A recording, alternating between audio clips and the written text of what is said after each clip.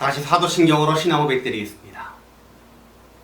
전능하사 천지를 만드신 하나님 아버지를 내가 믿사오며 그 외아들 우리 주 예수 그리스도를 믿사오니 이는 성령으로 잉태하사 동정녀 마리아에게 나시고 본디오 빌라도에게 고난을 받으사 십자가에 못 박혀 죽으시고 장사한 지 사흘 만에 죽은 자 가운데서 다시 살아나시며 하늘에 오르사 전능하신 하나님 우편에 앉아 계시다가 저리로서 산자와 죽은 자를 심판하러 오시리라. 성령을 믿사오며 거룩한 공회와 성도가 서로 교통하는 것과 죄를 사하여 주시는 것과 몸이 다시 사는 것과 영원히 사는 것을 믿사옵나이다. 아멘. 찬송가 28장입니다.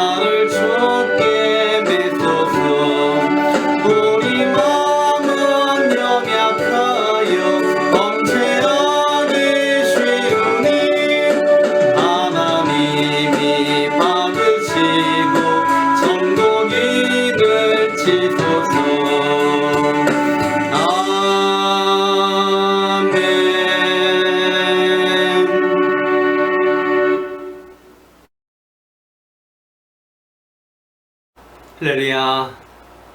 오늘도 저 앞에 나와 예배하는 여러분에게 하나님의 사랑과 은혜가 넘쳐나시기를 주님의 이름으로 축원을 드립니다. 아름다운 화단이 있습니다. 그 화단을 망치는 방법이 무엇일까요? 들어가서 밟고 꺾고 불사르고 그러면 되나요? 그러나 더 쉽게 그 화단을 망치는 방법은요, 화단을 돌보지 않고 그냥 방치하면 됩니다. 친구와의 우정을 깨트리는 방법이 무엇일까요? 돌아다니면서 헐뜯으면 될까요? 그냥 우정을 깨트려 버리면 될까요? 더 쉬운 방법은요, 그 친구가 없는 것처럼 무관심하면 되는 것입니다. 어떻게 하면 내 인생을 망칠 수 있을까요? 세상에서 그냥 허랑방탕하게 살면 될까요? 내 몸을 자꾸 그냥 상하게 하면 될까요? 그러나 상하지 않고 망치는 방법이 있습니다. 세상 돌아가는 대로 그냥 편하게 살면 망가지는 거예요. 어떻게 하면 내 영혼을 망칠 수 있을까요? 하나님 말씀 들을 때마다 철저히 반대하면 될까요? 계속 원망 불평하면 될까요? 하나님을 비난하면 될까요? 그러나 그런 수고 없이 내 영혼을 망치는 방법이 있습니다. 그것은 아무것도 안 하고 그냥 가만히 있으면 되는 거예요. 그러면 저절로 내 영혼은 망가지게 되어 있습니다. 여러분, 지옥에 가는 방법 어렵지 않습니다. 가만히 있으면 지옥에 갑니다. 그냥 아무것도 안 하고 가만히 있으면 그냥 저절로 지옥에 가는 거예요. 근데 하나님은요, 우리를 가만히 있으라고 창조하지 않으셨습니다. 하나님이 나를 창조하신 목적은요, 바로 하나님의 일을 하라고 창조하신 것입니다. 에덴 동산에서 아담이 한 일이 무엇입니까? 그냥 탱자탱자 놀았습니까? 아닙니다. 그는 에덴 동산을 가꾸고 짐승들을 돌보면서 열심히 맡은 일을 최선을 다해 했습니다. 그러므로 하나님이 나를 창조하신 목적은요, 바로 하나님의 일, 즉 열매를 맺는 것입니다. 하나님은 정말 내가 하나님의 열매를 맺기를 원하시고 계시는 것입니다. 오늘 성경 요한복음 15장 2절에서 8절까지의 말씀은요, 열매라는 단어가 6번 나옵니다. 예수님은요, 포도나무 비유를 통해서 하나님이 얼마나 열매를 원하시는지 우리에게 말씀하고 있습니다. 하나님은 포도나무, 포도원 농부시고 그 농부가 원하시는 것이 무엇입니까? 바로 열매라는 것입니다. 그러면 왜 우리는 열매를 맺어야 할까요? 그것은 바로 예수님의 마지막 유언이기 때문입니다. 우리가 부모님이 돌아가시기 전에 마지막으로 하신 말씀을 우리는 유언이라고 합니다. 자식들은 그 유언을 잘 지키려고 노력을 하죠. 예수님이 십자가에 못 박히시기 전에 제자들에게 마지막으로 유언으로 하신 말씀이 오늘 본문 요한복음 15장의 말씀인 것입니다. 그 유언의 내용이 무엇입니까? 내 아버지는 포도원 농부시다. 내 아버지가 원하시는 것이 있는데 그것은 바로 열매다라는 것입니다. 그러면 왜 예수님이 이 유언의 말씀을 남기셨을까요? 예수님께서 이제 모든 사역을 다 마치시고 하늘로 승천하십니다. 제자들이 이제 예수님의 승천을 보고 나서 제자들은 어떤 마음이 들었을까요? 예수님은 저 좋은 하늘나라로 올라가시는데 왜 우리는 안 데리고 가시지? 예수님이 올라가실 때에 우리도 데려갈 수 있는데 왜 예수님은 우리를 안 데려가시고 이 힘든 세상에서 그냥 우리를 놔뒀을까? 그 이유가 무엇일까? 제자들은 예수님의 그 승천을 바라보면서 이런 회의에 빠질 수도 있었다는 것입니다. 그것을 미리 아신 예수님께서 이런 설교를 하신 거예요. 내가 너희를 이 세상에 남겨둔 이유가 있는데 그것은 바로 너희가 열매를 맺는 것이다. 이 말씀을 하신 것입니다. 이런 예화가 있습니다. 예수님께서 모든 사역을 다 마치신 다음에 천국에 올라가셨어요. 그때 천군 천사들이 예수님을 맞이하면서 영접하면서 환영했습니다. 그때 한 천사가 예수님께 질문합니다. 예수님, 왜 제자 12명만 남기셨습니까? 그 제자 12명이 예수님을 대신하여 일을 하지 않으면 어쩌시렵니까? 그때 예수님께서는 이런 말씀하셨습니다. No other day, no other way, 다른 방법이 없다. 나는 저들을 믿는다. 예수님께서 제자들을 이 세상에 남기신 이유는 단 한 가지, 예수님을 대신하여 열매 맺기 위함인 것입니다. 마찬가지로 내가 이 세상에 살고 내가 이 세상에서 예수님을 믿는 이유가 있습니다. 그것이 무엇입니까? 단 한 가지, 열매 맺기 위함입니다. 하나님은요, 우리를 통해서 열매 맺기를 원하십니다. 하나님은 우리를 통해서 열매 맺기를 원하십니다. 오늘 말씀을 통해서 하나님이 얼마나 우리를 통해 열매 맺기를 원하시는지 보여주고 있습니다. 요한복음 15장 2절 말씀 볼까요? 물은 내게 붙어 있어 열매를 맺지 아니하는 가지는 아버지께서 그것을 제거해 버리시고, 열매 맺지 않으면 제거해 버리신대요.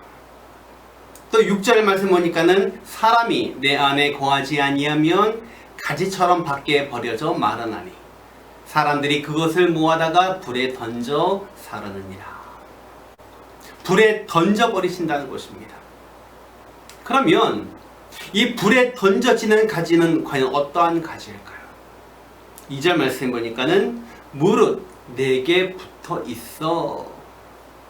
즉 예수님께 붙어 있는데 열매가 없는 가지라는 거예요. 그 열매가 없는 가지는 불에 던져진다는 것입니다. 무엇을 말합니까? 쓸모없는 가지라는 거예요. 마태복음 5장 13절 말씀에 이런 말씀이 있습니다. 너희는 세상의 소금이니 소금이 만일 그 맛을 잃으면 무엇으로 짜게 하리요? 후에는 아무 쓸데없어 다만 밖에 버려져 사람에게 밟힐 뿐이니라.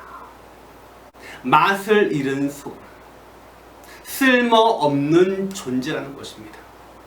마찬가지로 예수님께 붙어있고 예수님을 믿지만은 열매 맺지 아니하는 성도는 쓸모없는 성도가 되고 맞는 것입니다. 사랑하는 성도님들, 쓸모없는 성도가 되지 맙시다. 맛을 잃은 소금이 되지 맙시다. 예수님께 버림받는 그런 성도가 되지 말아야 되지 않겠습니까? 그러면 반대로 열매를 많이 맺으면 어떨까요? 8절 말씀입니다. 너희가 열매를 많이 맺으면 내 아버지께서 영광을 받으실 것이요 너희는 내 제자가 되리라. 우리가 열매를 많이 맺으면 하나님이 영광을 받으신대요. 그리고 우리는 예수님의 제자가 되는 것입니다. 예수님의 제자가 된다는 것이 무엇을 말합니까? 예수님이 하신 일을 내가 대신해서 하는 사명자가 된다는 것입니다. 내가 열매를 많이 맺으면 하나님의 영광을 받으시고 나는 예수님의 일을 하는 사명자가 되는 줄 믿으시기 바랍니다. 아멘.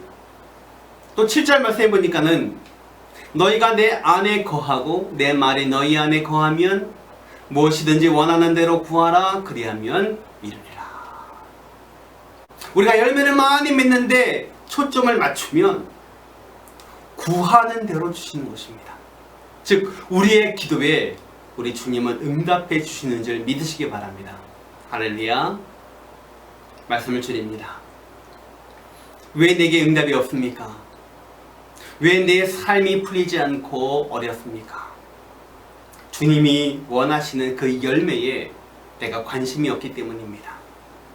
우리 다시 우리의 관심을 주님께 돌리고 우리의 관심을 열매에 한번 초점을 맞춰 봅시다.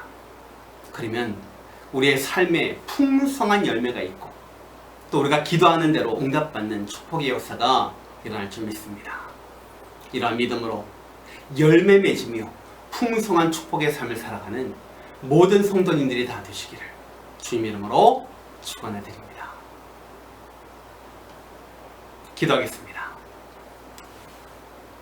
지금은 우리 구주 예수 그리스도의 은혜와 하나님 아버지의 만극하신 사랑하심과 성령의 충만하신 은혜가 열매를 많이 맺으라는 우리 주님의 유언의 말씀을 가슴 속에 새기고 주님께 초점을 맞추며 열매에 초점을 맞춰 많은 열매를 맺으며 풍성한 축복의 삶을 살아 하나님께 영광 돌리기를 소원하는 사랑하는 모든 성도들 머리 위에 지금부터 영원토록 함께 있을지어다. 아멘.